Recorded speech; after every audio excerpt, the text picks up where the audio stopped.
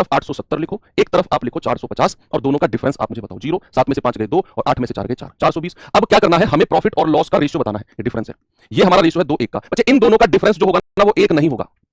इन दोनों का जो डिफरेंस होगा वो 1 नहीं होगा। बच्चे प्रॉफिट और लॉस का जो डिफरेंस होगा ना वो इन दोनों का योग हो जाएगा, 2 और 1 3।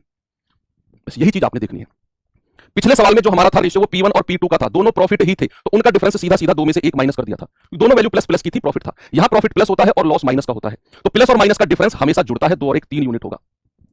डिफरेंस हमेशा जुड़ता है प्रॉफिट और लॉस का। यहां प्रॉफिट प्रॉफिट था तो सीधा सीधा आपने इसमें से माइनस कर दिया, बस ये ध्यान रखना है। तो यहां डिफरेंस 3 यूनिट है, 3 का मान 420, 1 का मान कितना हो जाएगा 420 बटे 3, ये हो जाएगा 140 1 यूनिट का। बस इस 1 यूनिट का मान 140, 2 यूनिट का मान 280।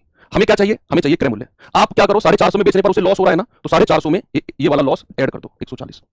आप कहेंगे सर 590, वही जो हमने पिछले सवाल में यहां 590 निकाला था, यहां भी आपका 590 आ गया। दोनों मेथड है, आप इसे दोबारा देखेंगे क्लास को, थोड़ा सा रफ में प्रैक्टिस करेंगे, चीजें दिमाग में सेट हो जाएंगी। एक सवाल मैं आपको होमवर्क दूंगा और इस